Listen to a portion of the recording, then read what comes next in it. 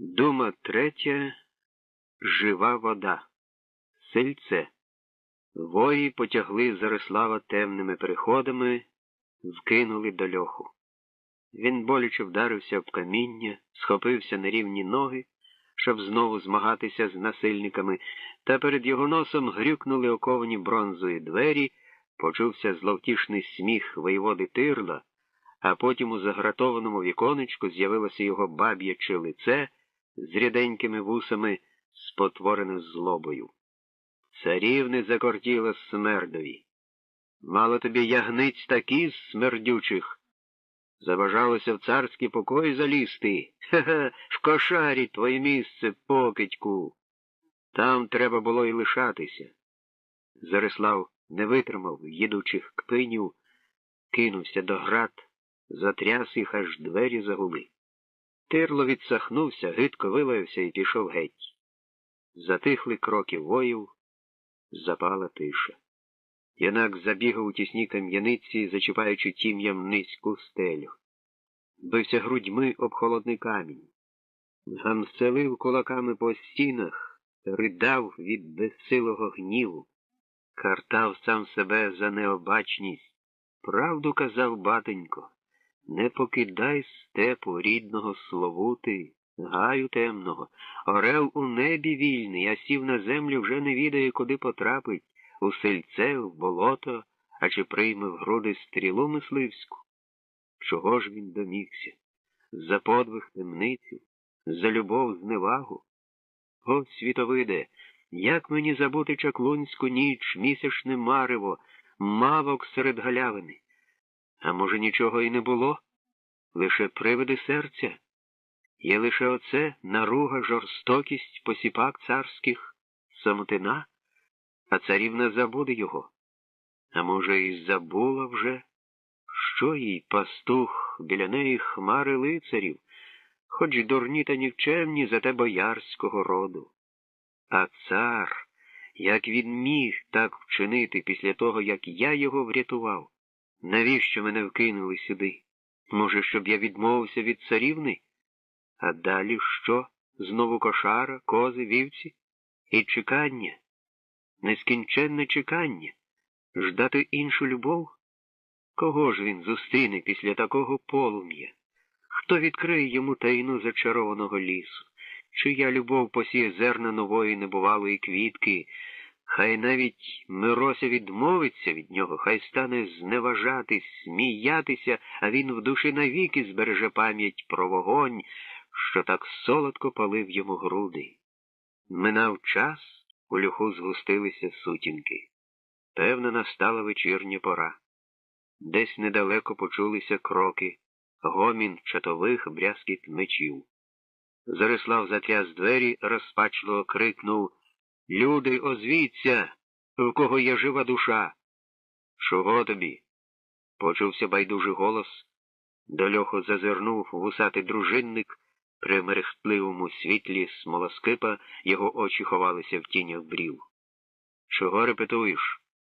«Я хочу додому, на волю!» «Де цар?» «Ніч, який швидкий!» Насмішкувато буркнув дружинник, підморгуючи волохатою бровою. «А чого ти сюди поперся? Нащо зачепив павутину царську? А тепер пищиш, як муха в павукових лапах. Терпи, терпи. Згадай тебе, прийдуть, покаєшся. Гляди, випустять тебе». Зарислав одвернувся, сів у куточку льоху. Гидко і нестерпно було слухати їдкі речі дружинника. Краще мовчати й чекати, не показувати страху перед царськими холопами.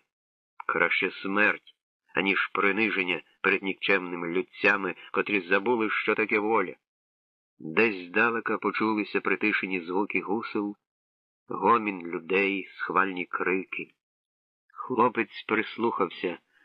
«Боян співає», – сказав дружинник, зазираючи у віконечко.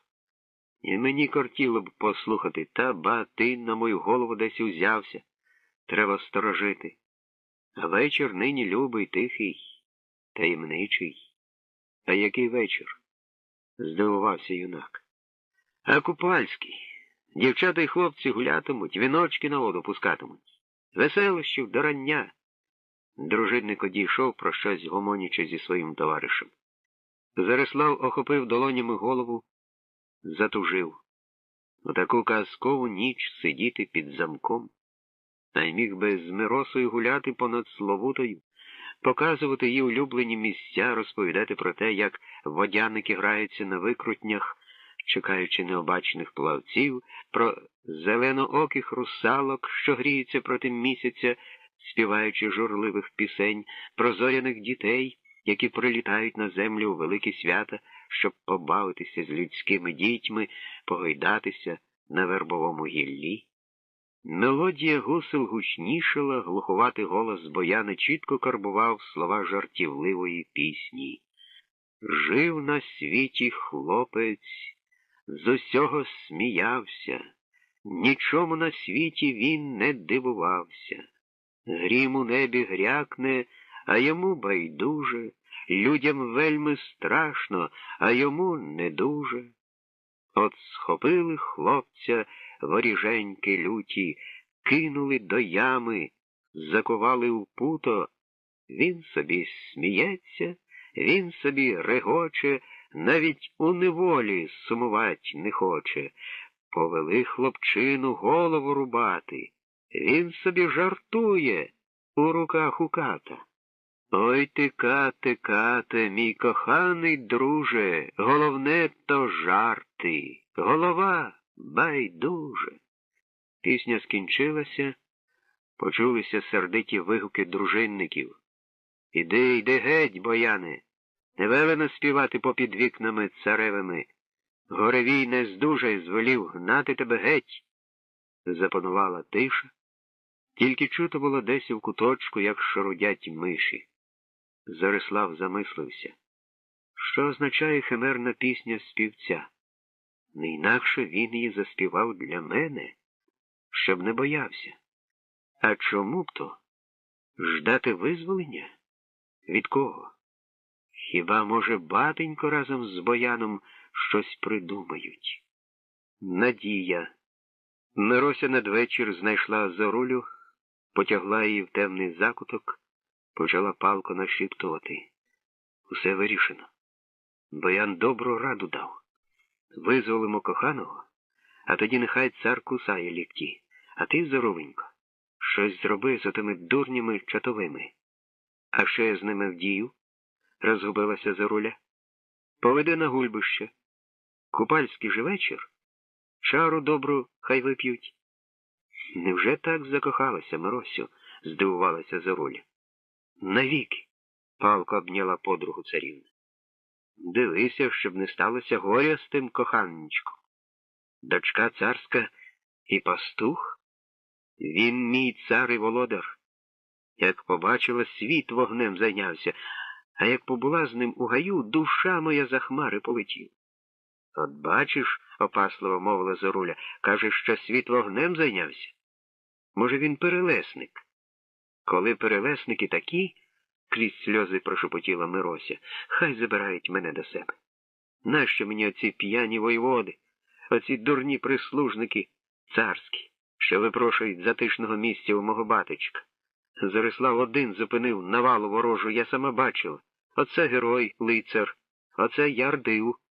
Годі, годі, по-материнському буркотіла Зоруля. Хутко дачиш, як курка над яйцем.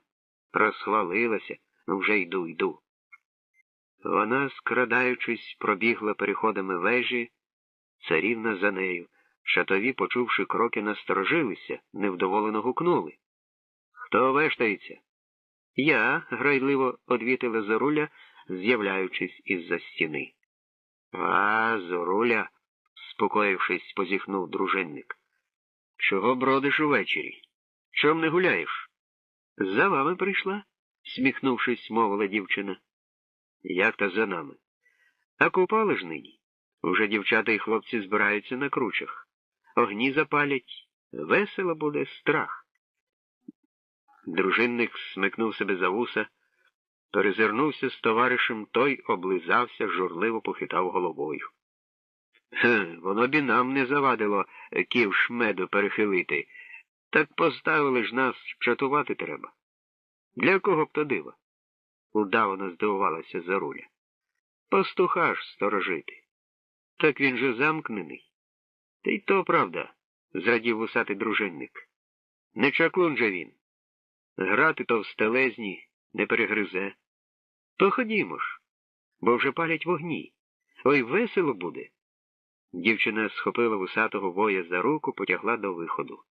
Другий чотовий глянув йому слід, махнув рукою і кинувся доганяти їх, бурмочучи на ходу.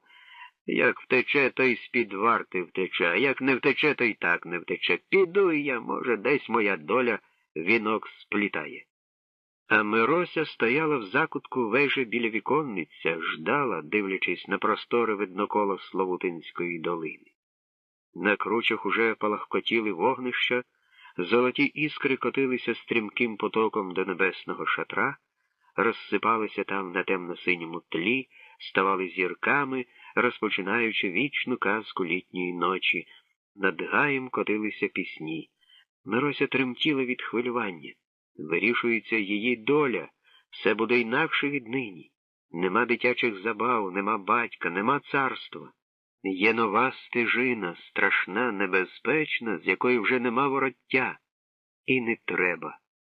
Неподалік від неї прогупали важкі кроки дружинників, почувся безтурботний веселий сміх Зорулі.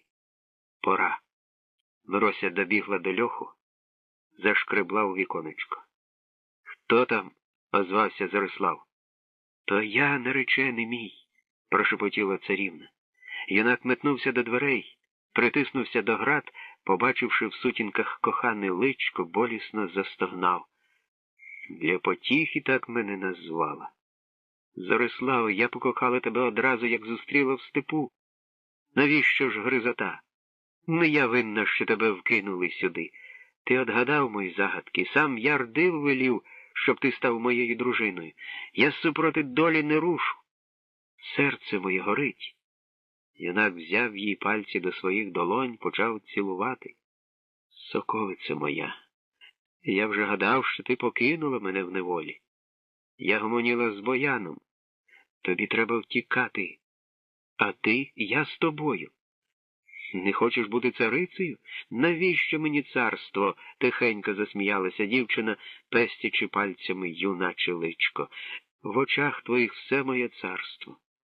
«О, Перуне, тепер мені не страшна й темниця, але ж пора визволитися з неї. Ми придумали ось що. Вночі викрадемо ключ від урадника Печеруна. Як засне, Зоруля підкрадеться». «Згода?» – стиснувши її руку, прошепотів Зарислав. «Нині купала, довкола вогні галас, ніхто не почує. А ми до світання будемо вже далеко. Там жодні царські посіпаки нас не дістануть. Хтось ходить. Я біжу, коханий. Надійся». Вона побігла до виходу, біля сходів лицем до лиця стрілася з Печеруном. Він схопив царівну за руку сухими пальцями, зазирнув їй в очі гострим поглядом. «Де була царівна?» «Пусти!» – застогнала Мирося від болю. «Як ти смієш так зі мною розмовляти? Пусти!» Радник відсторонився, проте заступив шлях вниз до виходу. «Знаю, була біля пастуха. Цар звелів замкнути його, а ти волю батькову порушила. Бачишся з ним. Сором царському радникові бігати за дівчатами, слідкувати. Не ганьби мене, турботи про царство не дають мені спокою. Цар недужий, а ти, що я?» – з викликом глянула на нього Мирося. «Закохалася в смерда, в пастуха. Може, ти мені кращого нареченого знайшов?» – спалахнула царівна від образи. «А хіба мій син не кращий?» «О, Перуне!» – сплеснула в долоні Мирося. «Ти ж сам відаєш, який він в тебе дурень!» «Я хочу лише одного – врятувати тебе», – простягаючи до неї кістляві руки, палко зашепотів Печерун. «Цар в гніві, гадаєш, він щасливий тим, що пастух врятував його в бою? Хе-хе, нема нічого гіршого для володаря, ніж комусь завдячувати рятунком. Володарі не прощають своїм рятівникам, а тим паче, коли рятівник тягнеться до вінця царського». «Брехня!» – скрикнула Мирося. «Зариславові нічого не треба. Хай цар звільнить його, і ми покинемо Витич. Те, бреши комусь іншому. Пастух не такий простокуватий, як тобі здається. Та й ти. Все ж таки царівною бути легше, ніж пасти ягнят. Не ятри моїх ран, підступний діду, простогнала Мирося. Чого тобі треба? Май хоч крихту розуму. Твої слова напоєні злом і отрутою. Гляди, все одно станеш жоною Мечика. Ні за що. Сама попросиш про це, крикнув радник услід дівчині, яка хутко бігла вниз по сходах.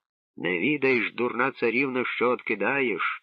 Зроби свого пастуха воєводою, пошли його воювати інші царства. Ти станеш царицею над широкими землями. Ти підтопчеш під ноги незліченні народи, чуєш? Мирося не відповіла, пірнувши в зачаровану купальську ніч, напоїну співом і веселищами, зоряними узорами і михтінням незліченних вогнів, а на душі Печоруна було невесело. Там клубочилася їдуча змія. Спинившись біля царських покоїв, він замислився. Ба, що я собі гадаю? Є прехитра штука. Все станеться так, як я замислив. Хай спробують виприснути з мого сильця. Клятва. Радник застав Горевія в тяжкому напівзабутті. Царя щось мучило, терзало, докоряло, щось негоже вчинив, не те зробив, тяжко образив рідну доньку. Єдину свою втіху хлопця-рятівника кинув у льох. Витичці вовком дивилися на нього, коли він наказав схопити Зарислава. Воно б і байдуже, царське слово для них закон, тільки ж не слід плювати і на людей, у разі гризоти якої або нападу ворогів доведеться кланятися їм, воям і смердам, а тут що біль проклятий не дає перепочинку, дух випирає з грудей. Ось тобі й заміри царські. Якийсь смердючий напасник вгилить тебе бамбулою по голові, і вже по тобі яма плаче. Ні царства, ні багатства. Таке мізерне здоров'я людське.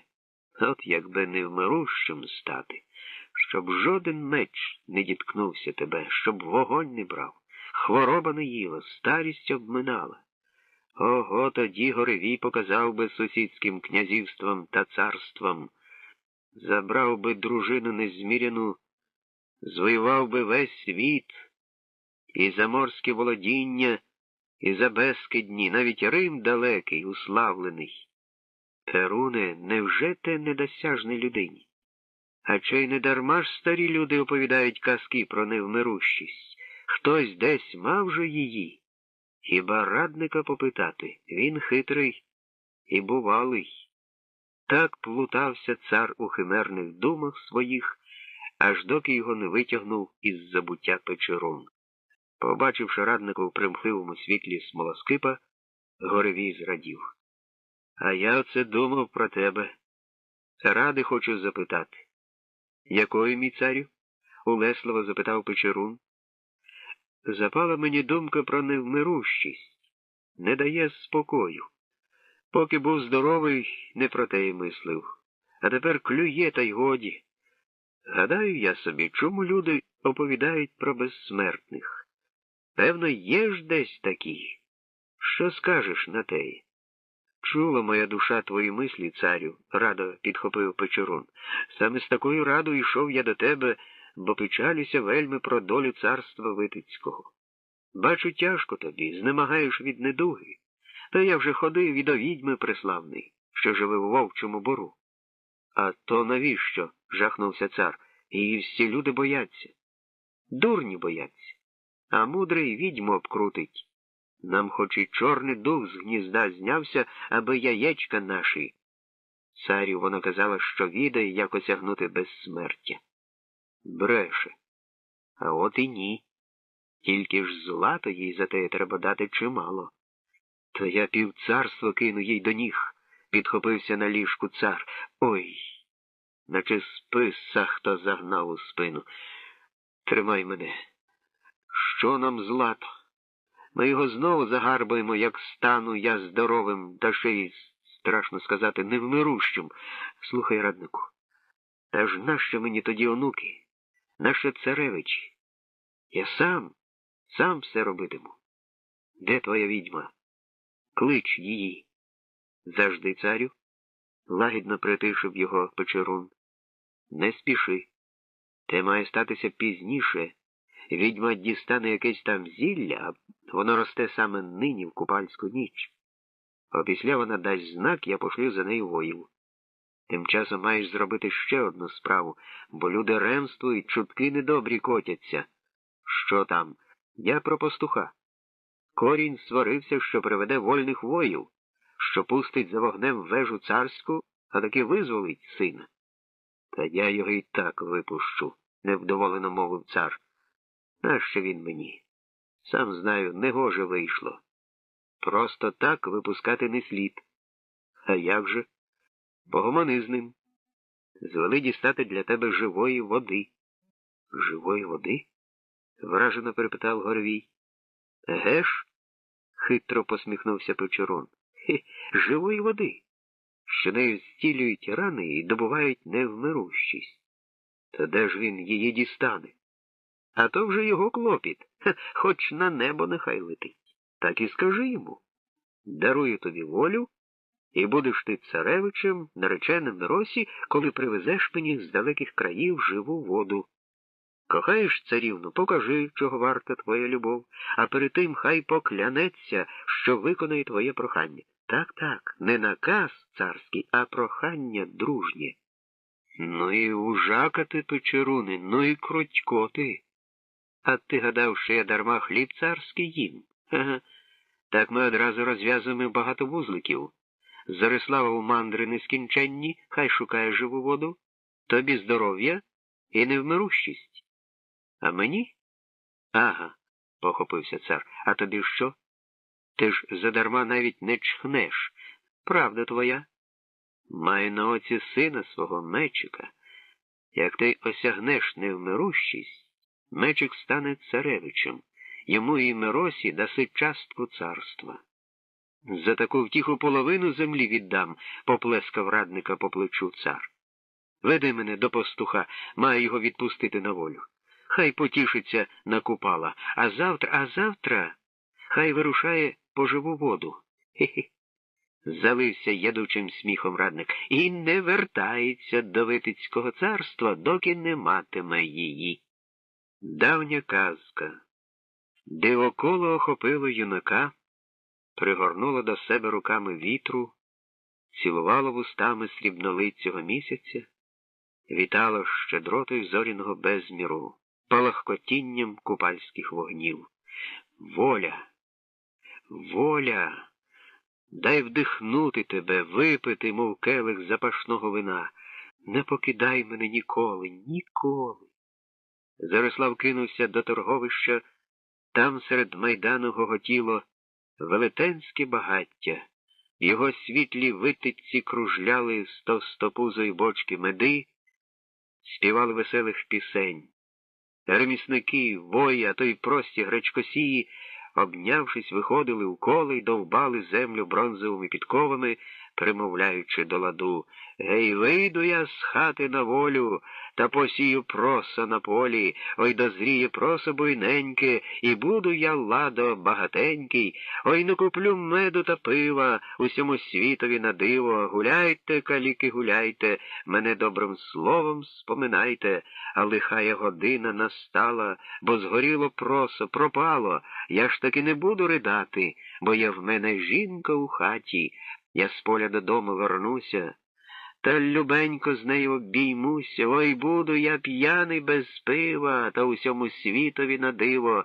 Гей, лиха година настала, бо утекла жінка, пропала. Я ж таки не буду ридати, бо є в мене воля крилата. Не згорить вона, не покине, гей, та моя воля орлина. Гуляйте, каліки, гуляйте, мене добрим словом згадайте. Хлопці побачили Зарислава, радісно загорлали, загоготіли, потягли до багаття. Хтось зачерпнув здоровенним ковшем меду, підніс юнакові. «Пий, лицарю, радій з нами!» «Не до того мені, люди!» — відбивався юнак. Чи бачили мого батька? Де він? Бачили, гукали витидці. Гомонів з нами, щоб визволити тебе з льоху. А ми йому й кажемо: згода, а чого ж? Ми добряче погуляємо і до діла, розженемо воїв горейвієвих, та й випустимо хлопця. А ти глянь, вже й сам вискочив. Та нам і легше від то. Станемо всю ніченьку кружляти меди аж до раночку. Пий, Зариславе, пий. Юнак ледве вирвався з дружніх рук хлопців, побіг до кручі, де на високому вилобні Девичі гори завсігди збиралися хлопці й дівчата, щоб славити яр дива, сребен дива, зори дива або Великого Купалу. І нині там палали вогні, метушилися в димному мареві постаті веселих людей, верещали захоплені діти, стрибаючи через багаття, палаючи колеса, розкидаючи іскри, котилися з круч у долину, залишаючи в повітрі запах ялівцю. На путі юнак стрівся з Зорулею, дівчина тягла обіручі двох воїв, а вони щось несусвітнє лепетали, уздрівши хлопця, страшенно здивувалися, витріщившись на нього, як собака на їжака. Ми гадаємо, що він у льосі, а він, ти справді ведонського батька син. Утік, Зариславе, схвилювалася Зоруля. Та ні, з досадою відповів юнак. Випустив мене цар. Де Мирося? Де батько мій? Веди мене. А ми? Ображено гукали дружинники, плентуючись слідом за дівчиною. Ти ж нам, котка, обіцяла приспати нас. Відьма з Ведмежої долини, хай вон співає, засміялися Зоруля. Підхопила хвиля дівчат та порубків, закружляла в нестримному танці плум'яної стихії. Юнак перескочив понад одним багаттям, другим, третім. Жарке нутро пломеню дихнуло в обличчя, збадьорило. Дівчина потягла його далі вузькою яругою, що вела вниз до Славути. А вслід їм котилася прадавня мелодія купальської пісні. Діва накупала, зіллячко копала, вночі чарувала, богам дарувала. Одному даш Богу, перуну, другому, третьому стрибогу, четвертому юнакові молодому. Діва накупала, віночок сплітала, на воду пускала, просила, благала, у Славути святого, у неба ясного, в потоку дзвінкого, а в четвертого у вітру весняного. Ой, несіть віночок на чистий струмочок, там, де хвиля миє крутий бережечок. Як він ждати буде, хай не бачать люди, хай вінка коханий повік віки весняного не забуде. Візьмемось за руки, подамось на луки, на вогні святому спалимо розлуку, пісню заспіваймо, літо прославляймо, у яснім коханні лиха горенька не знаймо. Пісня віддалялася, затихала, ріка дихала паркими туманами. Між стовбурами вікових дерев замиготіло полум'я, біля нього колихалися тіні. Назустріч метнулася тонка постать Миросі. Хто це? Бери свій скарб, сміялася Зоруля, жартома штовхаючи Зариславу в спину. Царівна кинулася юнакові на шию, обняла його, палко цілуючи у очі. Потім відсторонилася, потягла до багаття. Підвівся корінь, зворушено сказав: Слава Купалі живий! Що ж сталося? Отямився Горовій? А ми вже метикували, як тебе витягти. Добре, що рук гидити не довелося. Дивися ж, синочку, тепер шануй волю. Дякуй Ярдивові, що перше сельце тріснуло. Наступне може бути з бронзи або заліза. Хто віда, чи вистачить сили розірвати його?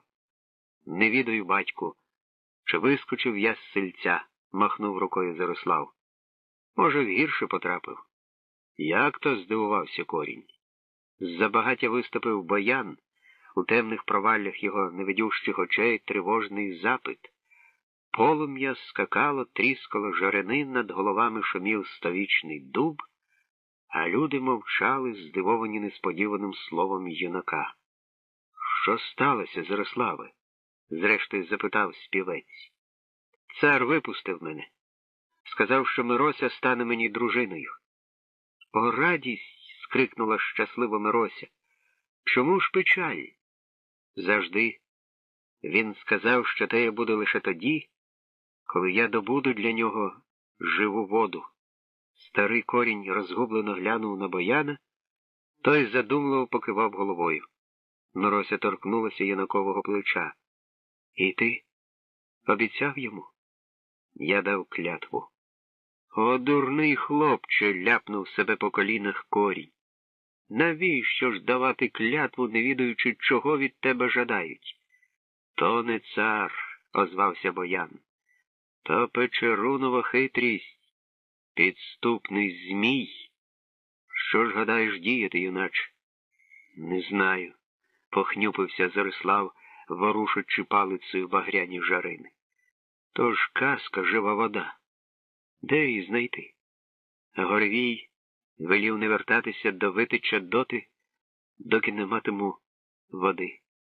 Хай чекає, безжурно скрикнула Мирося, пригортаючись до Зорислава.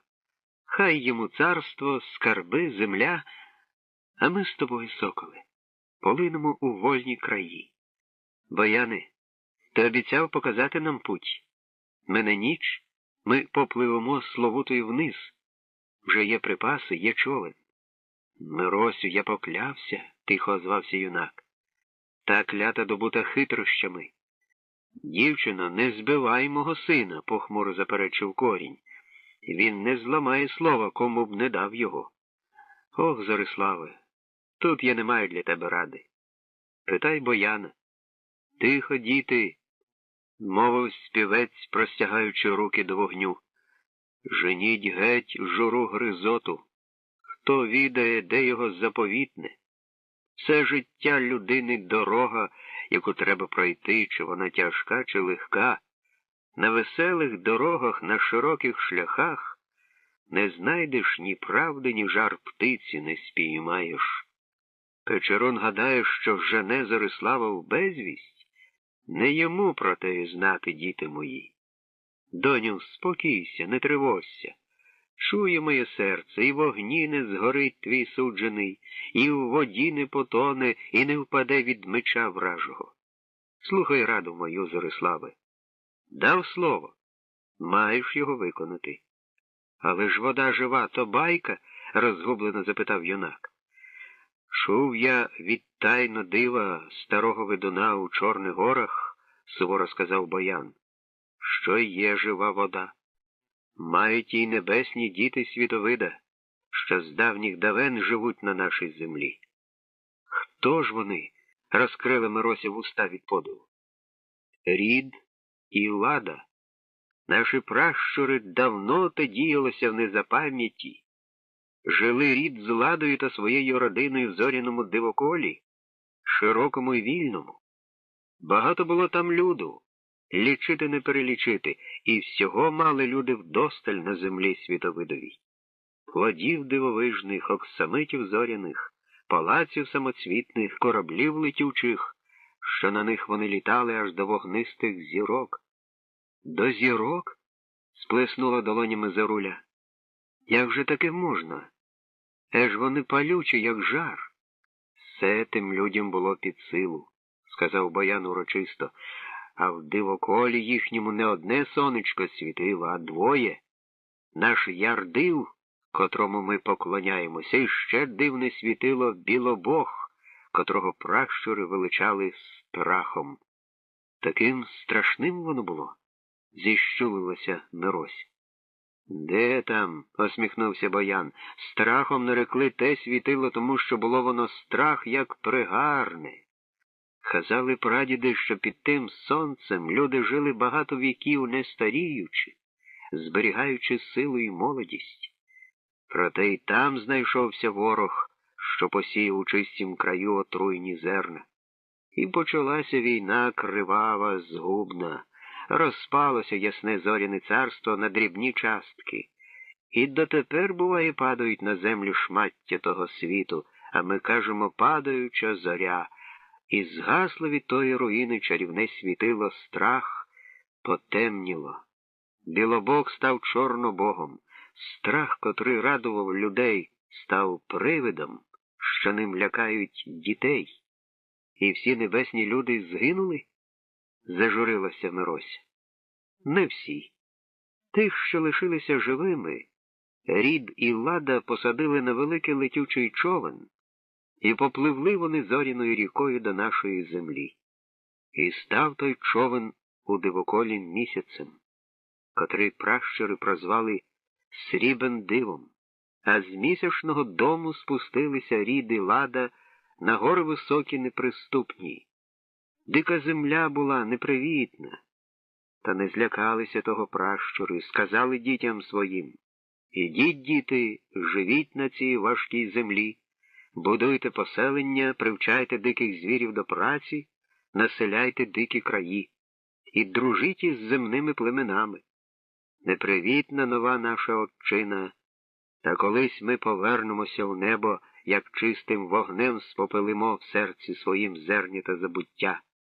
Відтоді ми запалюємо купальські вогні та стрибаємо понад ними.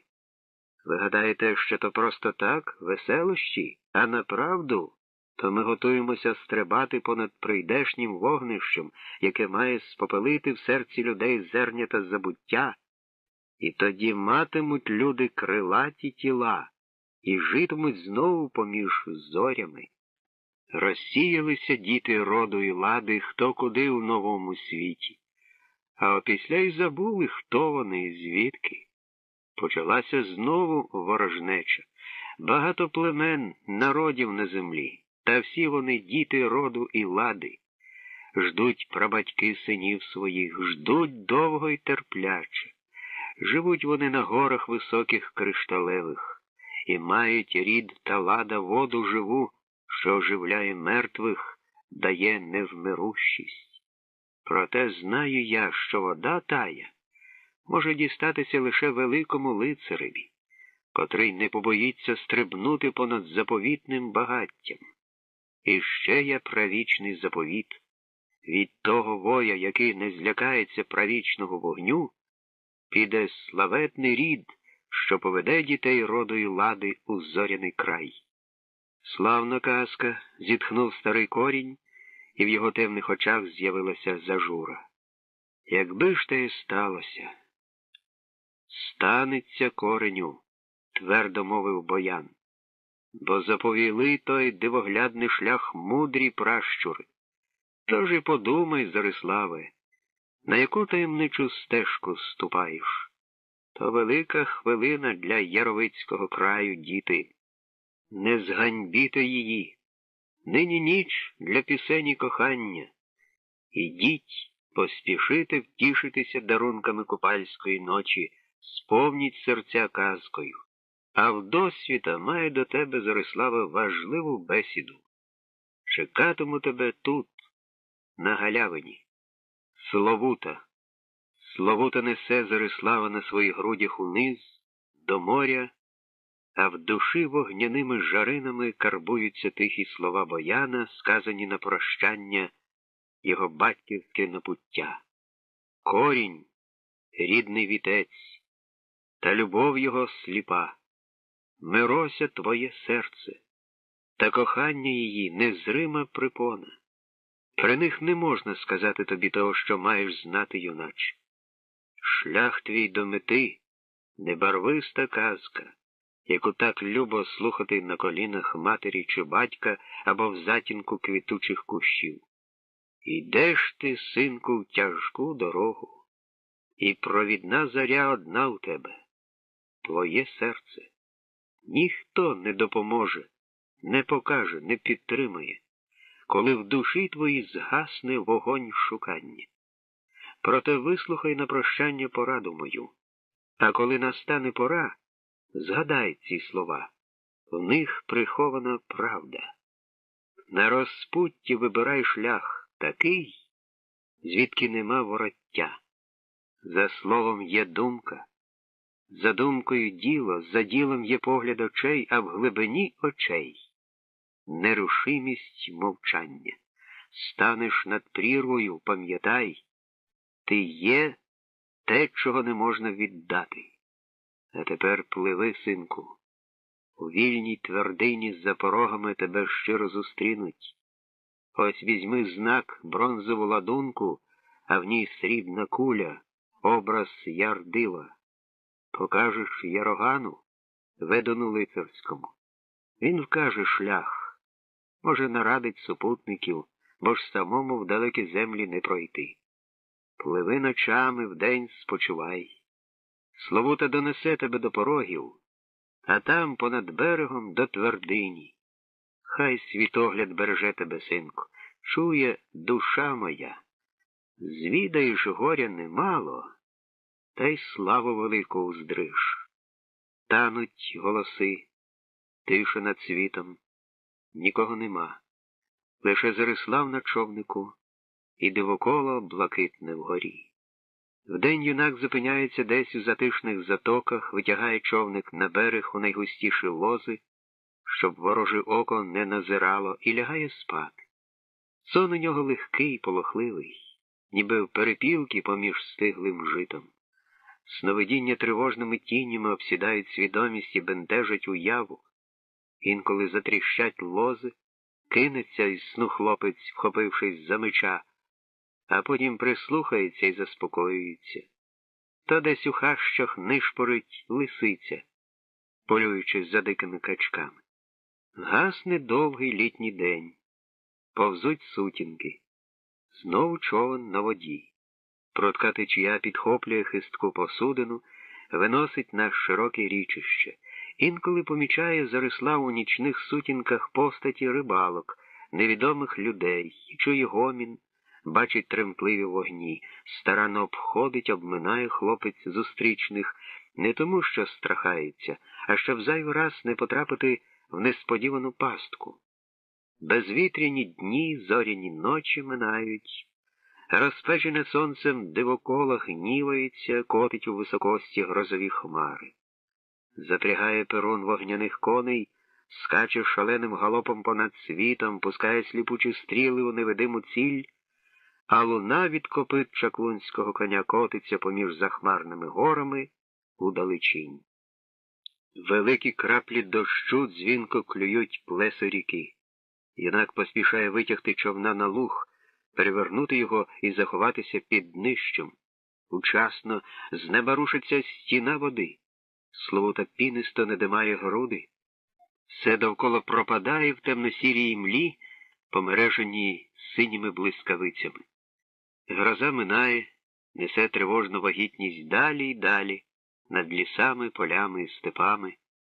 А Зарислав знову рушає в путь, п'ючи повними грудьми освіжене блискавицями повітря, настояне на квітах і травах словутинських луг.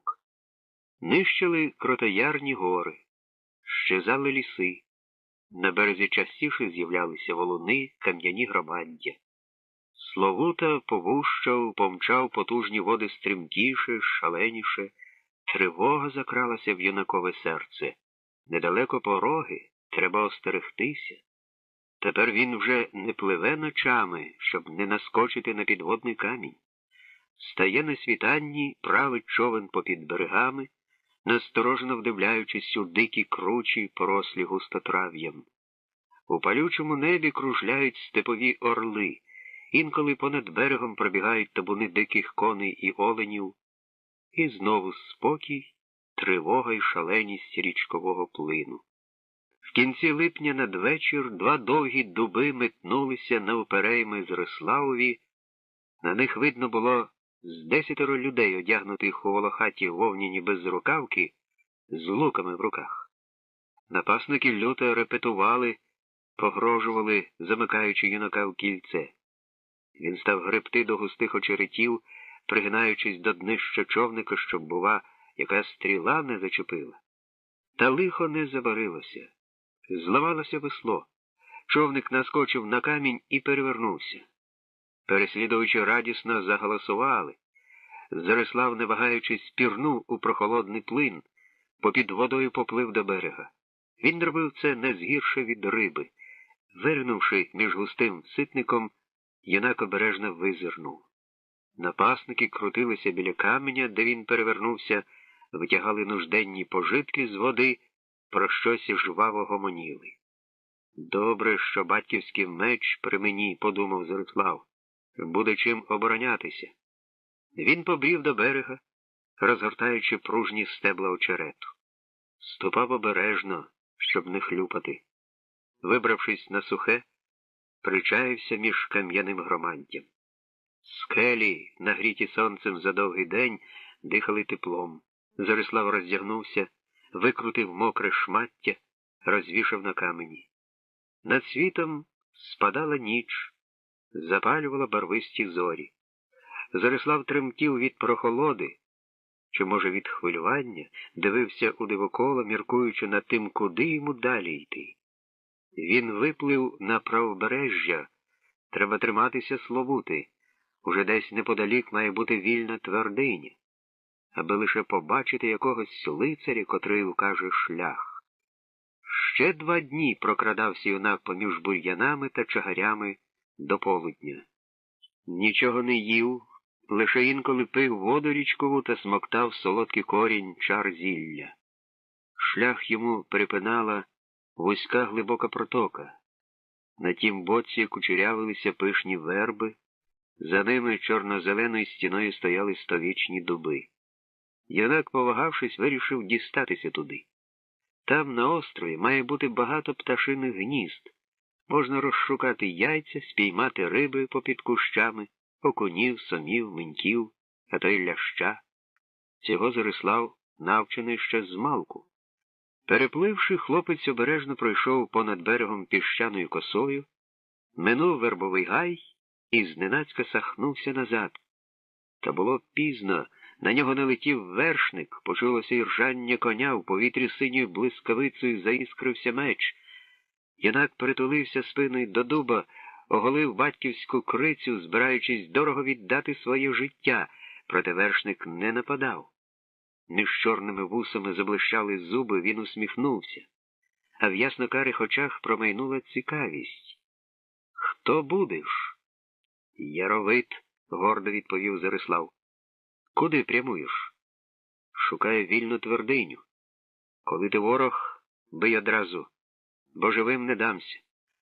«Славно, славно», — завукав вершник, ховаючи меча до піхов. «Дай руку, юначе, сідай позад мене на коня. Доля привела тебе туди, куди ти прагнув. Я чатовий вільної твердині. Завтра мій чуру поведе тебе до старших, та не бійся, сховай меча. Тут тобі ніхто не заподіє зла».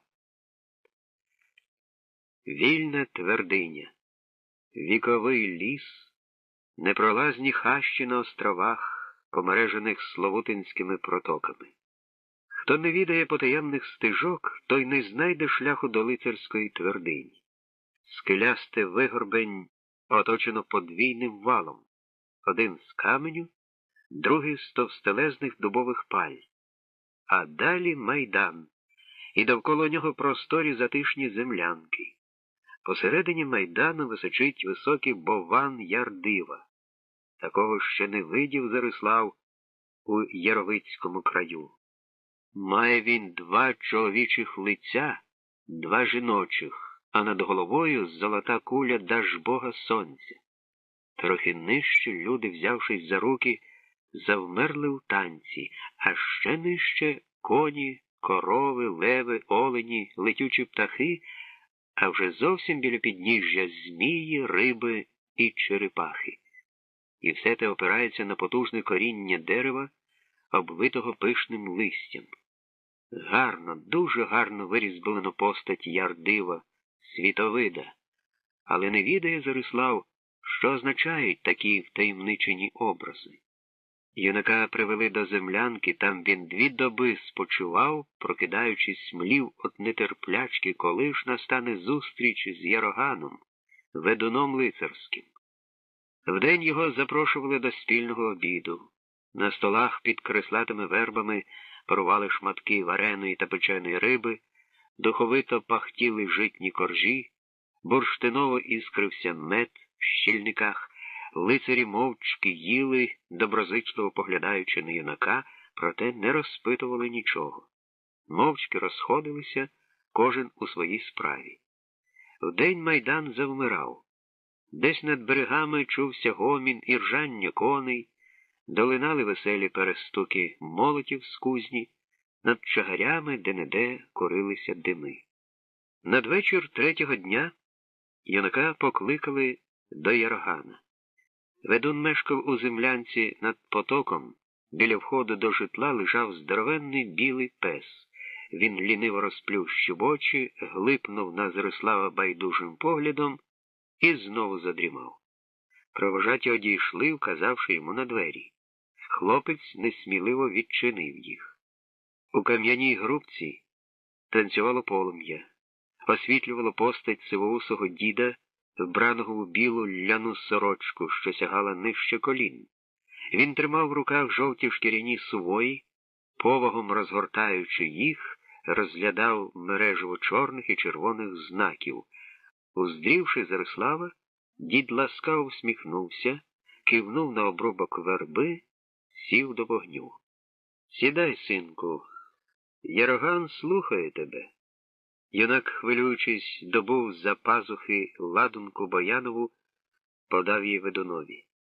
Той відкрив, глянув на срібну кулю, поцілував священний знак. Вернув ладунку Зариславові.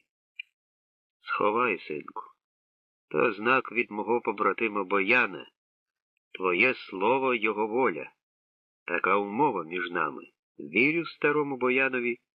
Він не пошле до вільної твердині людину без важливої потреби». Юнак розповів ведунові все, що сталося в рідному Витичі. Яроган слухав мовчки, задумливо дивлячись на танець вогняних язиків, крутив довжелезного вуса, а в його прозорих очах пливли тіні, і важко було збагнути, схвалює він мандри юнака чи осуджує. Якусь хвилю тривала тиша, коли Зарислав скінчив свою оповідь. А потім Яроган, тяжко зітхнувши, мовив: «Непростий вузол зав'язала доля, синку. Він не лише твій. Багато людських доль зійшлося до твоєї стежини. Допоможу тобі на першій порі, а там покладайся на зірку провідну. Матимеш двох друзів-юнаків. Познайомлю тебе з ними завтра, бо одному не здолати такого шляху. А тепер заспокойся. Хай не бентежиться серце твоє. Бачу, тремтиш від напруги. Та перше, чого слід спекатися. Де б ти не був, пам'ятай, що стоїш на своєму місці. Ти господар тієї висоти, яку здолав своїми крильми. То запорука волі, яку стверджує наша твердиня. А тепер питай. Бачу, цікавить тебе багато, а наші лицарі мовчазні. «Правду мовиш, батьку», — палко сказав Зарислав. «Подив і зачарованість маю в душі. Звідки в цих пущах вільна твердиня? Хто поклав їй основу? Довкола неситі царство і королівство, смерди й раби, а тут вольні воги, котрі не піддаються нікому. Оповім казку тобі, Зариславе. Давно це було у славному східному царстві. Жив у бідній родині юнак. Виростав у злиднях та біді, бачив тяжку працю батьків, щоденну покору, терпіння, а за все те зверхність і кпини володарів. І не стерпів тієї наруги юнак. Зібрав людей на майдані, почав промовляти: «Люди, вся сила у вас, все багатство від вас, у вас пісні і мудрість. Чому ж схиляєтеся ви перед велінням володарів? Чому животієте в муках і нестатках, несучи на спині власних ворогів?» Вислухавши юнака, злякано розбіглися люди по своїх притулках. А знайшлися такі, котрі розповіли про все цареві. І схопили сміливця, кинули до темниці. Втік юнак з неволі, зібрав гарних хлопців, почав грабувати володарів, роздавати скарби біднякам. Дякували раби своєму захисникові, проте душі їхні залишалися у рабстві, і ще темніший страх оповив серця, бо слуги царські шаленіли по селищах та городищах, помщаючись за поразки в бою з вільними бунтарями. Минали літа. Один за одним гинули повстанці. Знову лишився сміливець самотнім, так і не розірвавши кільце рабства. І відчув він, як тяжко те здійснити, бо приреченість і покора пустили глибокі коріння в душі людей. Пішов бунтар у гори, запалив вогнище на високій скелі, сів біля нього на камені і сказав сам собі: «Я вільний, не рушу з місця доти, доки не прийдуть до мене чисті серця, які прагнуть волі». Промайнуло багато років. Мандрував тими горами ще один шукач правди. Побачив легеня біля вогню, все збагнув. Присунув камінь до багаття, сів із собі, простягнувши руки до пломеню. Довго горіло незгасне вогнище, доки зібралося до нього 7 лицарів волі, а відтоді вирішили вони йти у світи, щоб нести людям казку про грядущу волю. Так і зробили. Де проходили вони, там діти чули казки про героїв, де з'являлися коні вільних лицарів, там спалахувало повстання супроти сваволі. А де ж вони тепер? Зорушено запитав Зарислав. Між людьми, тихо відповів ведун. Незримо йдуть по світу, лише немовлята й вагітні жінки інколи бачать їх та їхніх чарівних коней. Славутинська вільна твердиня — то луна їхньої ходи. Прадавній заповіт залишено нам, колись лицарі волі всю землю виведуть з рабства. А коли те й буде? Навіщо питати коли? Вважай, що ти в путі до того чарівного дня. Чи збагнув, юначе? Важко мені охопити все одразу. Гарно і страшно. Проте легко в грудях, як після грози. Допоможу. У тому шляху, куди вступаєш, треба мати не лише мужність, а й мудрість, знання. Твої товариші знають грецьке наріччя, персійське. Переймеш те знання від них. А ще навчу я вас наріччя індійського. Воно вельми важливе буде. Глянь на ці сувої. Тут знаки мови. І їх можна збагнути, здивувався хлопець. Так, тут записано шлях до індійських країв, їхні слова і багато чого іншого. Дам тобі, синку, меча вогняного, бо крицеве не завжди допоможе. Хай же Ярдив, наш покровитель, чатує над твоєю стежиною. Ти благословив мене великим ім'ям, батьку. Скажи ж мені, що означають дивні малюнки на його бовванні? Ага, схвально озвався ведун, ти запримітив ті знаки. То добре, чіпке око маєш. Слухай же, що промовляє до нашого серця те мудре твориво. Угорі золота куля. То світовид, Ярдиву, соняшне світило, що дає нам силу, життя і розум. А під ним 4 лики людські, 2 жіночі, 2 чоловічі.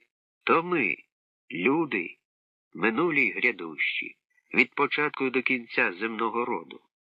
А ще 4-ликість означає, що охоплює людська думка і серце 4 сторони світу, володіє 4 потугами сил – вогнем, землею, водою і повітрям. Ще нижче ти бачив коней, корів та розмаїту твар, що вільно живе у лісах, степах, у водах і болотах.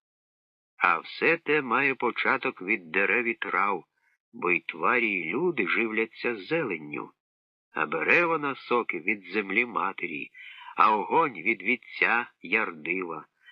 Так все, синку, замкнено у спільне коло, і ніхто не сміє порушити його віковічну ходу.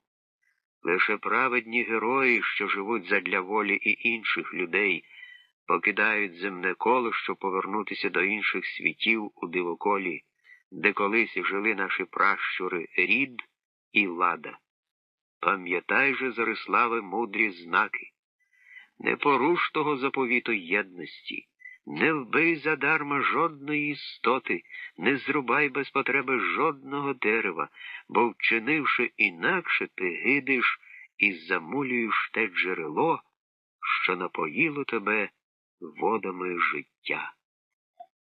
Друзі, вони прийшли другого дня, коли сонце вставало над верхів'ям лісу, кидаючи багрянисті полиски на Славутинський плин.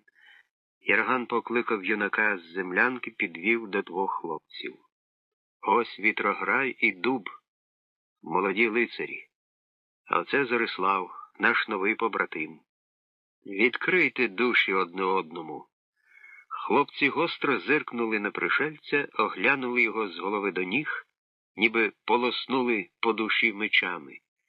Невловиму мить оцінювали, а потім по-дитячому засміялися. До вподоби припала їм врода юнака, ясно сумовиті очі, високе відкрите чоло. «Приймаємо тебе до серця», — сказав Вітрограй. «Приймаю», — підхопив Дуб. «А ти?» Він теж трохи помовчав, бо так спокон віку годилося не поспішати з виявом сердечності. Дивився в очі нових друзів, туди, де таїлась, як казав сліпий Боян, нерушимість мовчання. Що ж побачив там Зарислав? Вітрограй, як вогонь, жиловий, рухливий, чорноокий. Здається, що на ньому шкіра горить, що йому не сила встояти на місці, як необ'їждженому коню. А в глибині зіниць щось таємне й тривожне, чому нема назви. Дуб кремезний, невисокий. Очі холоднуваті, як зимове небо. На поголеній голові гадюкою в'ється лицарська чуприна, ознака вільних воїв. Насуплені брови у Дуба, та бачить Зарислав у серці нового побратима незламну вірність і мужність. «Вручаю вам життя своє і долю», — просто озвався Яровит. «Навіки». «Славно, славно», — зрадів ведун, — «погомоніть же, а я запалю для вас побратимське багаття та покличу лицарів до священного кола». Минуло небагато часу, і на березі спалахнуло вогняне коло, сухе віття горіло весело і дружно. У поважній мовчанні багаття оточило 12 старших лицарів, оружних, з малиновими оксамитними накидками поверх контушів. Ведун дав хлопцям знак наблизитися, звелів переступити багаття і стати в палаючому колі, взявшись за руки. Голос Єрогана звучав глухо, то згасав, то громово вкочувався до свідомості. Текло щоки, оголені руки, проте хлопці терпіли, слухаючи урочисті слова посвяти. «Віднині ви нероздільні, сини волі. Кровна сім'я розпадається, кровні брати навіть стають до герцю один супроти одного, а вогняні побратими віддають свою душу і життя за братів. Де б не були ви, на дні моря чи в небі, під землею чи в пустелі, знайте, вас нерушимо береже вогняне побратимство. Чуєш, Зариславе? Чую. Чуєш, Дубе? Чую. Чуєш, Вітрограю? Чую. Добре, діти, віднині ваш отець вогонь. Знаю, зради не приймете в душу свою, бо там, де вогонь, є лише вірність і воля. Старші лицарі схвально підняли над багаттям досічні мечі, благословляючи юних побратимів на важку таємничу путь. Мандри. Кмітливим учнем був Яровит. Кілька місяців промайнуло, а він уже розумів чужинецькі мови. Багато що знав про далекі краї, інші народи і племена. Довгими зимовими днями, коли хурделиця гуляла над крижаними грудьми Славути, Одягаючи в пишні шати ліси довкола вільної твердині, Зарислав сидів біля вогнища в землянці ведуна, жадібно переймав від побратимів їхнє вміння читати знаки письма, а також викладати на сувоях тонкої шкіри свої мислі. А вечорами хлопці слухали мудрі слова Єрогана про минуле і прийдешні людей, про походи прослов'янських пращурів у далеку Індію, де вони заснували преславне царство, про легендарних людей зоряних країв, що, буває, літають понад землею на вогняних зміях, запряжених у дивоглядну сяючу колісницю. Раз на 100 літ, оповідав Єроган Зариславу, диви ведуни з Чорних гір посилають вільних воїв до священних вершин, щоб зустрітися з родом і ладою та їхніми чурами. Якби ти, синку, потрапив до такого посольства, все було б простіше. А нині тебе поведе власне серце, а поміч матимеш лише від побратимів своїх. Проте пам'ятай, сила рідної землі з тобою, і дасть тобі снагу спрага людей занебувалим. Не забувай цього, Зариславе. Лише той розшукає казку, хто в найтяжчу пору не втратить віри в неймовірне. Навесні, коли скресла крига на Славуті, лаштували вільні вої торгові човни до Візантії. Смолили днища, лагодили широкі полотняні вітрила, готували припас. У травневі тривожні дні, як з далекого півдня поверталися додому лелеки і журавлі, побратими рушили в мандри. Єроган благословив юнаків, і довго ще видно було, що внів його високу постать у білій сорочці. Все було новим, незвичним для хлопців. І неозорий простір неспокійного моря, і візантійські триреми під велетенськими вітрилами, і гомінливі базари ще на майданах чужинецьких городищ. Цар-город заворожив юнаків розмаїттям храмів, будівель, людей. Проте минуло кілька днів, і Зариславові стало тужливо і сумно. Юрби здавалися шумовинням на хвилі, громаддя храмів та жител пригнічували, втомлювали. Згадувалися затишні яровицькі гаї, прості вкриті очеретом хати і землянки, заквітчені весняними вінками дівчата, що співали над берегами широкого Славути, і сльози не верталися на очі. Серце рвалося з грудей, прагнуло туди, де воно мало найтихіше, найчарівніше щастя. Старші лицарі, залагодивши справи, переправили хлопців на той бік Босфору до Азії. Там їх прилучили до каравану, що прямував прадавніми торговельними шляхами до славетної Басри. Звідти побратими мали намір морськими шляхами дістатися таємничої Індії. Попрощалися лицарі з юнаками, караван рушив у путь. Гори, пустелі, холодні ночі, спекотні дні. Незвично було слов'янам, дивно. Та вони звикли до всього. До мовчазних персів, які протягом дня не промовляли жодного слова, до смішних лагідних верблюдів, до протяжних тужливих пісень погоничів. Уже за 3 дні приходу до Басри на караван налетіла зграя пустельних грабіжників. Жалібно закричали погоничі, злякані верблюди металися по табору, толочачи шатра. Перси люто билися з напасниками, відстоюючи свої скарби, але сили були нерівні. Побратими скочили на своїх коней, оголили мечі, билися завзято, неприступно, навалили довкола з 10 грабіжників.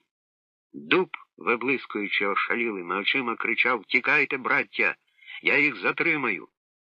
«Кинути тебе самого?» — хрипів від напруги Зарислав, здиблюючи бойового коня. «Ні за що! Тоді всім кінець!» — відчайдушно гукав Дуб.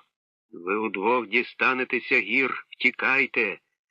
«Вогонь не дає втікати!» — сміявся Вітрограй, завзято відбиваючись від ворогів.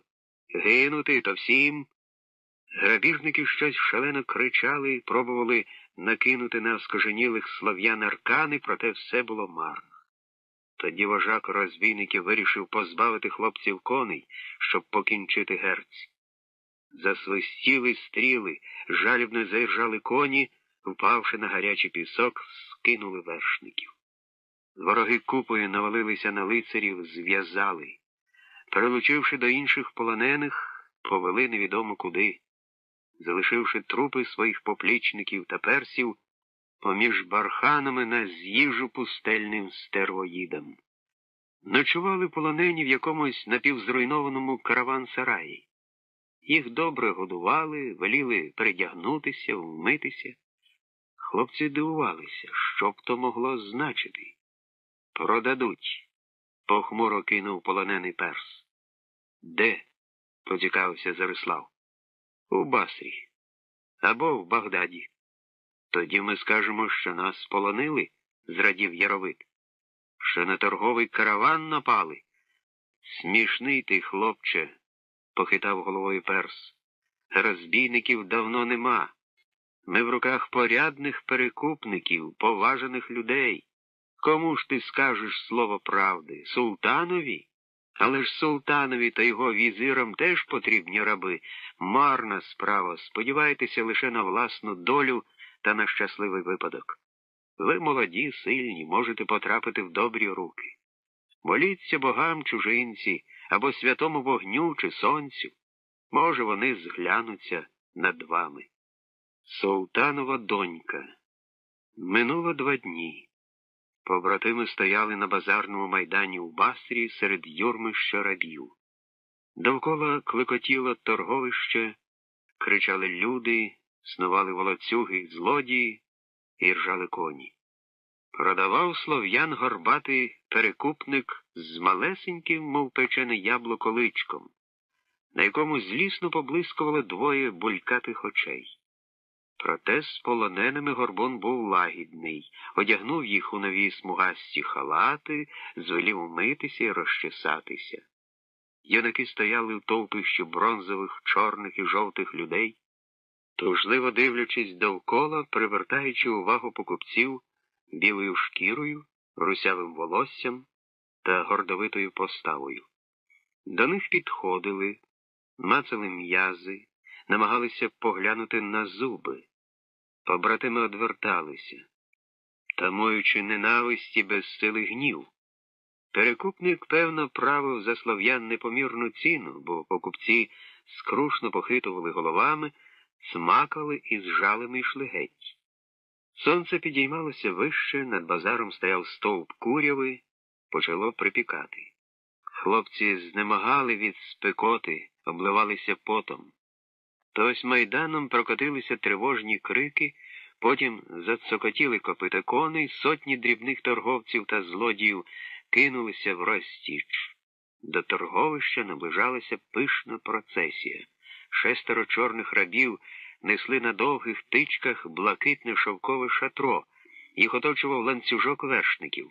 Горбун щось перелякано гукнув побратимам, впав на коліна, запопадливо кланяючись. Хлопці зацікавлено дивилися на химерне видовище. «Падайте ниць!» — крикнув Горбун.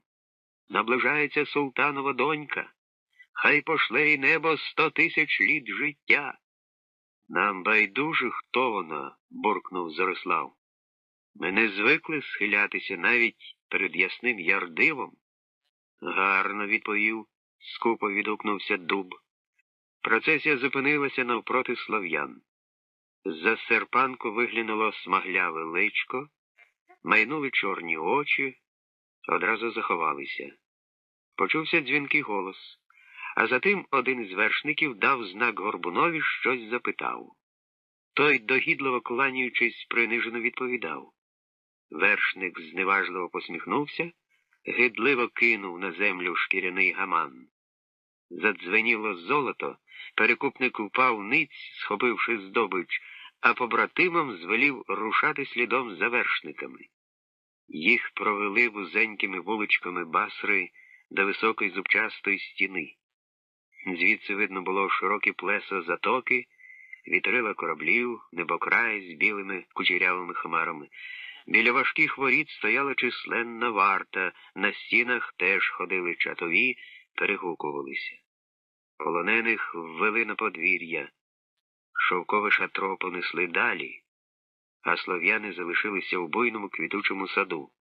Підійшли чорношкірі раби, зняли ланцюги з ніг, дружні поплескали по спинах. Наказали чекати. Побратими оглядалися, дивувалися чарівним будовам, що височили над стіною небачених дерев, прозорому водограю, який пирскав прохолодним джерельцем із пащі мармурового гривастого звіра.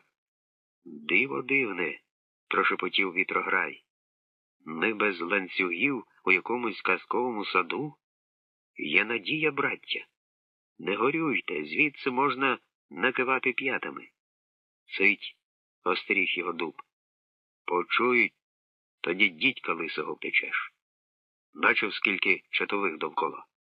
До побратимів наблизився товстенький добродушний чоловічок у білій чалмі з довгим гострим верхом, писклявим голосом сказав по-грецькому: «Радійте, раби! Маєте щасливу долю! Це сад султанської доньки Зульфіри. Вона вибрала всіх трьох для догляду за її улюбленими деревами і квітами. Я покажу вам притулок, де маєте їсти і спати. Ходіть за мною». «Одне скажу вам», – тихенько мовив Зарислав, простуючи за чоловічком поміж кам'яними рівчаками, по яких струменіла прозора вода. «Треба терпіти і дивитися, запам'ятовувати і готуватися. Жодного зайвого кроку, браття». Покотилися дні. Праця в саду була легка, приємна: розпушувати землю, обкопувати дерева, поливати, доглядати за кущами розмаїтих троянд. Хлопці навіть дивувалися, чому для такої справи обрано саме їх, сильних воїв. Вечорами яровити сідали довкола водограю на мармурових плитах і співали тужливих слов'янських пісень. До них збиралися чорношкірі раби, сумно слухали чужі мелодії. Якось Зарислав відзначив, що не лише раби слухали той спів. Вдалині поміж деревами видно було зграйку дівчат у довгих сукнях з покритими серпанком лицями. «Зульфіра! Зульфіра!» – шепотіли з острахом раби, одвертаючись. Хлопці дивувалися. Чим так зацікавилася султанова донька, що навіть слухає пісні полонених? Минуло 2 тижні. Побратими вирішили втікати. Дуб назирив місце, де можна було копати підземний хід, від густих кущів троянд до кручі за стіною, що виходила до затоки. Копали вночі по черзі. Один спав, а 2 працювали. Землю розсипали поміж деревами, а частину кидали в потічок, і вода несла її за межі саду. За 3 тижні нору викопали під стіну. Роботи лишилося небагато, днів на 3. Хлопці приготували чисте вбрання, ножі, трохи харчу. Та в передостанню ніч їх вислідили. Чорношкірі вої з смолоскипами оточили слов'ян, в груди їм націлювали списи та шаблі, хтось ударив Зарислава бойовою палицею, чулися погрозливі вигуки, а потім владний голос: «Дорогу!» Вражені побратими узріли пригарну дівчину. Вона відкинула серпанок і свердлила чорними очима Зарислава. Хлопці мовчали, зацьковано оглядаючись довкола.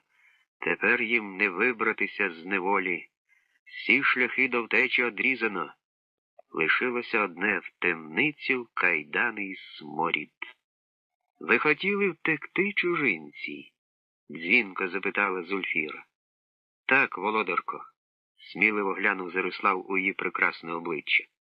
«Хіба не є то останнє право раба? Дивні люди», – вела далі султанова донька. «Чому втікали ви з цього чарівного саду? За ним товпище моїх підлеглих. Вони вільні. Та що мають, окрім злиднів і вічного прагнення здобути притулок і їжу? Багато з них мріють потрапити сюди. Є домашні звірі, відповів Зарислав, а є звірі дикі. Одним добре у неволі, а іншим неволя смерть. Ми вільні птахи. Прекрасна, володарко, життя нам лише у небі. Чи знаєте ви, гостро мовила Зульфіра, що за втечу з мого саду позбавляють життя? Нам відомо про це, схилив голову Яровит. І все-таки йшли на смерть.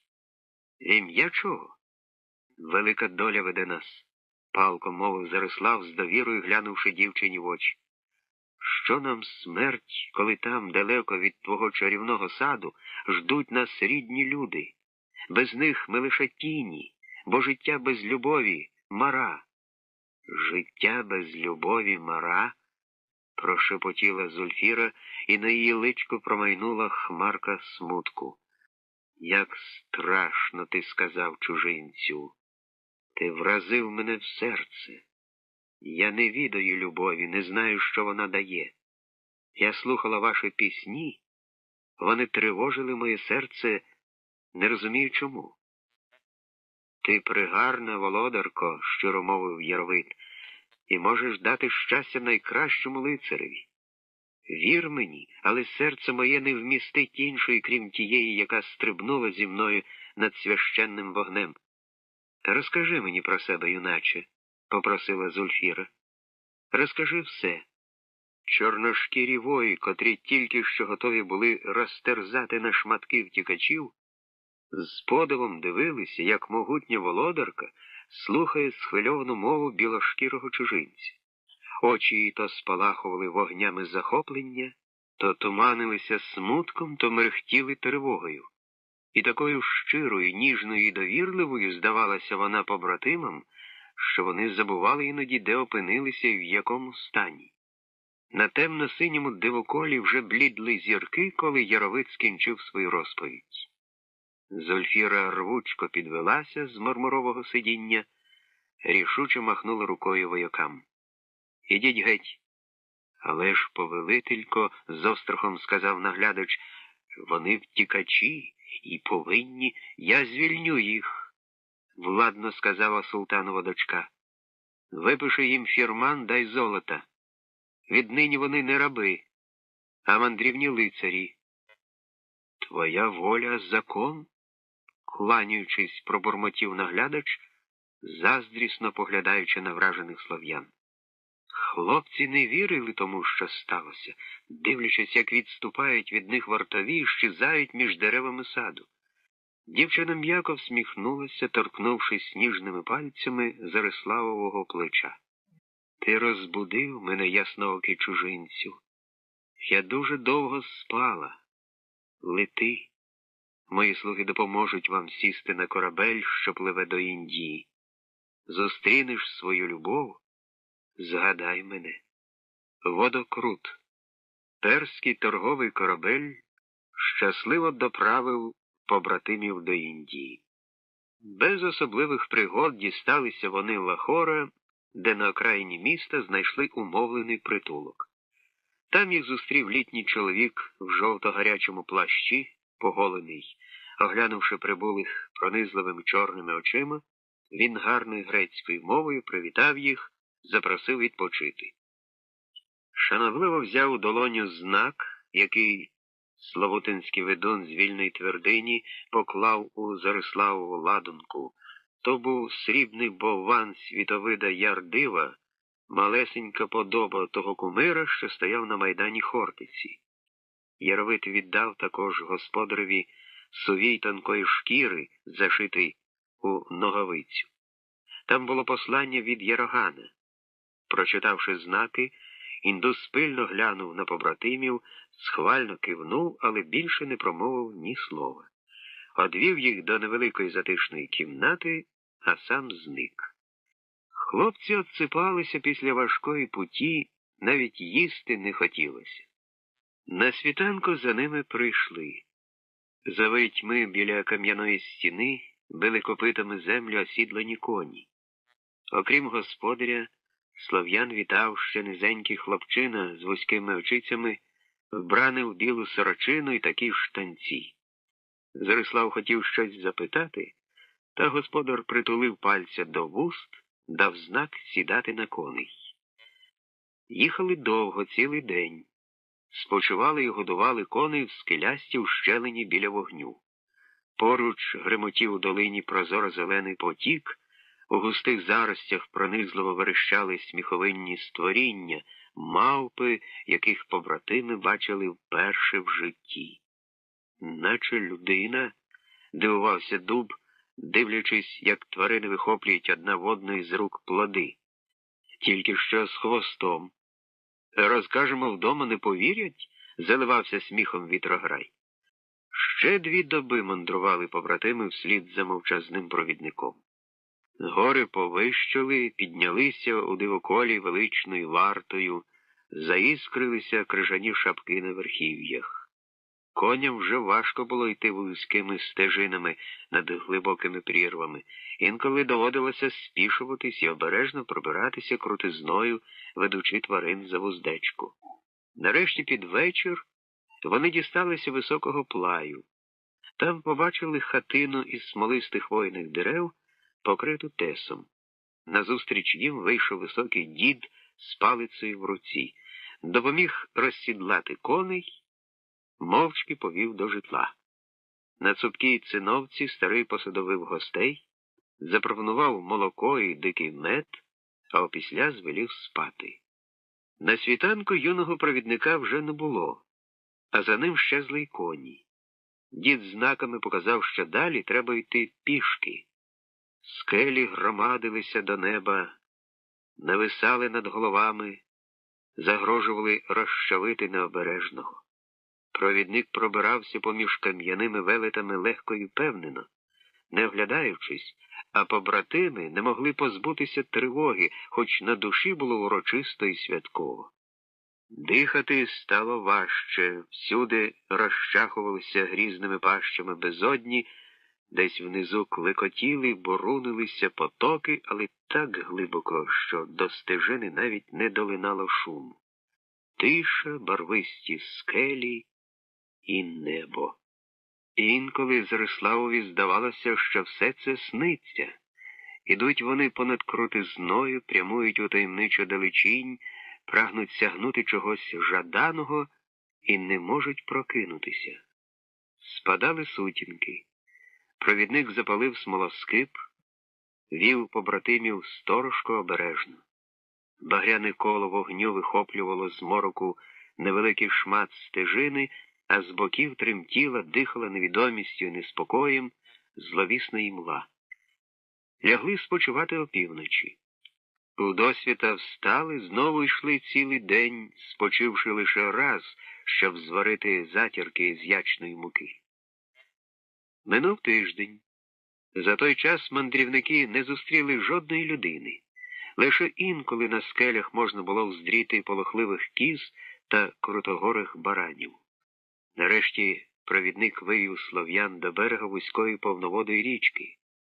Між чорнобагряними скелями пінився водокрут, а далі, подолавши перепону гострозубих порогів, стрибав у моторошну прірву, що дихала вологістю зеленавих туманів.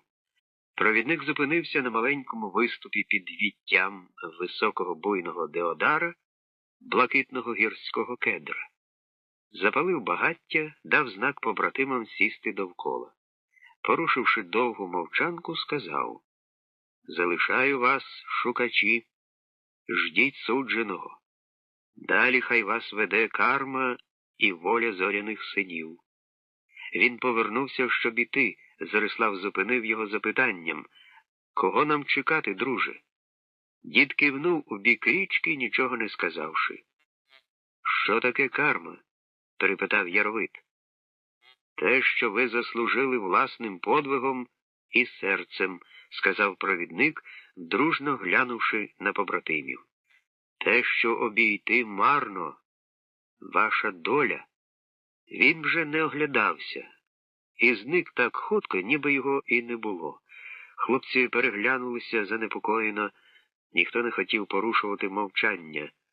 Надто величні гори чатували довкола їх, надто урочисто співала віковічну пісню річка. Зненацька до їхнього слуху долинули звуки падаючого каміння. Хтось спускався з гори понад берегом. Хлопці насторожилися, кущі гірської шипшини розступилися, і мандрівники побачили високу постать людини у жовто-гарячій одежині, в конічній шапці такого ж кольору. Обличчя невідомого світилося усміхом. Темні очі дивилися з-під густих брів спокійно, дружелюбно. Він приклав долоні до грудей, мовчки сів до вогню, простягнувши руки до пломеню. Дивився в танцююче багаття зосереджено, мов би робив важливу невідкладну справу. Нарешті тихо запитав: «Хто ви?» «Люди з далекого краю, де заходить сонце», – відповів Зарислав, намагаючись правильно висловити свою думку чужою мовою. «Ми багато мандрували в чужих краях, доки прийшли сюди до найвищих гір. Ми були в рабстві, та доля визволила нас. Ми шукачі». «Чого прагнете?» – не міняючи пози, запитав невідомий. «Живої води. Її маємо знайти у роду Ілади, наших зоряних пращурів. Так нам заповідано мудрими людьми нашого краю». Чоловік ворухнувся, його очі блиснули, мов жарини, і згасли. «Ідіть за мною», – рішуче сказав він, встаючи з каменю. Побратими попрямували за новим провідником, вони вже звикли до мовчазного послуху. Стежина звивалася по такій крутизні, що дух спирало. Річка щезла десь ліворуч, довкола сіріли голі скелі. Поміж ущелинами з'явилося похмуре городище, оточене високою стіною. Довкола нього струмував глибокий потік, до вузької брами вела вимощена чорними плитами дорога, а далі міст на товстелезних ланцюгах.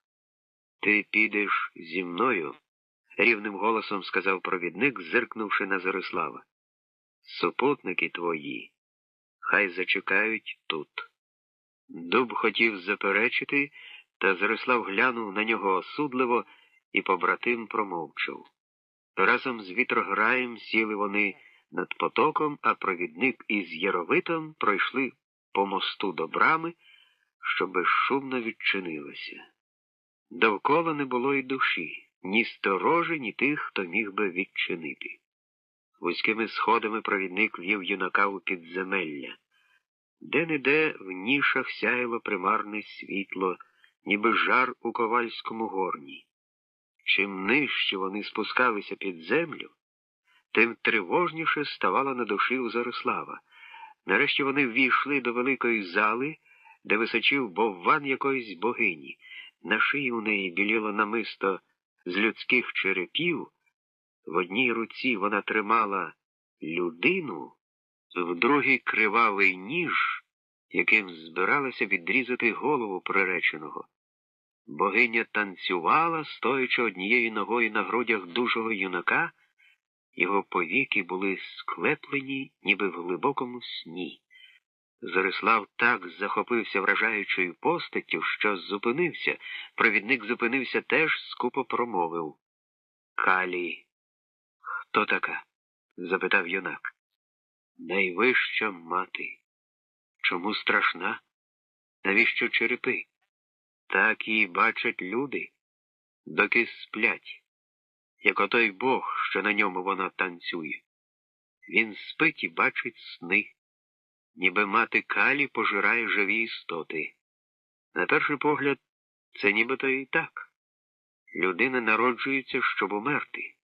Ось що таке намисто надіти на шию богині». «А насправді?» – тривожно запитав Зарислав. «Треба прокинутися». «І що буде?»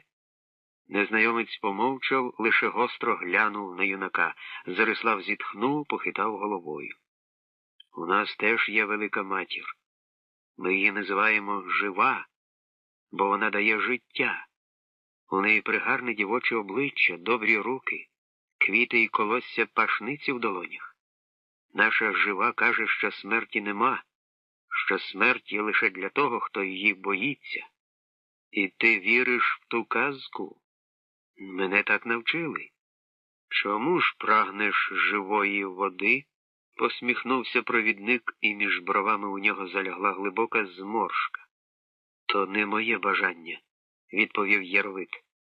Зненацька погасло світло, юнака огорнула кромішна пітьма, жодного звуку, глуха всеохопна тиша.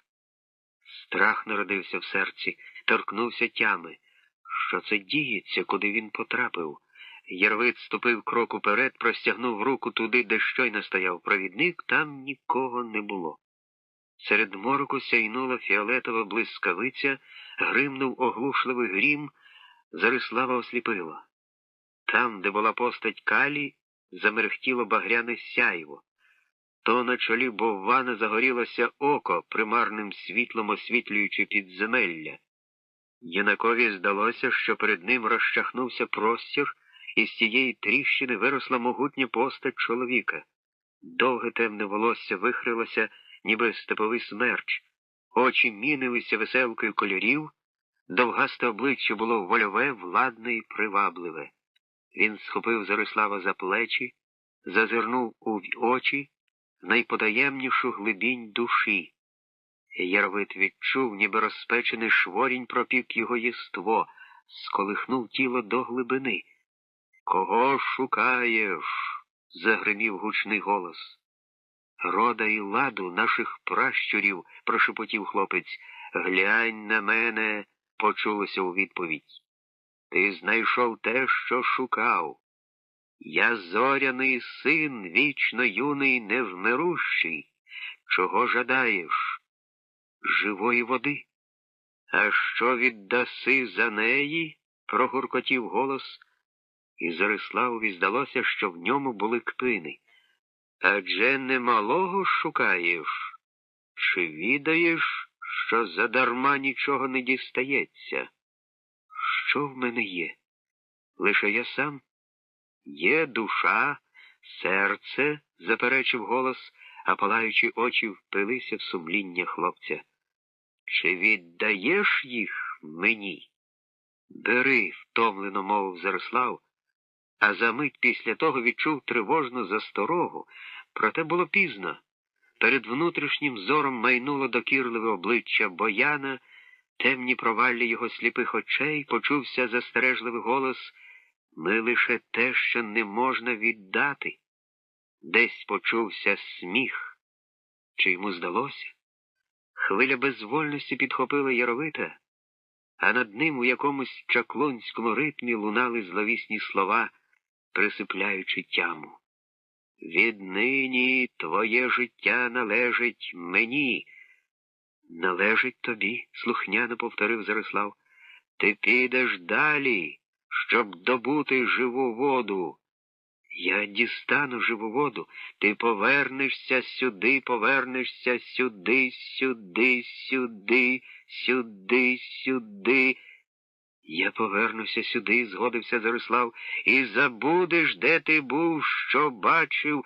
«Забуду», – схлипнув від страшної напруги Яровит. «Забуду. Ти належиш мені, мені, мені, мені», – гриміло в підземеллі, і байдужі стіни поглинали луну, а зловісна Калі, танцюючи на грудях юного сплячого бога, посміхалася глумливо і загадково.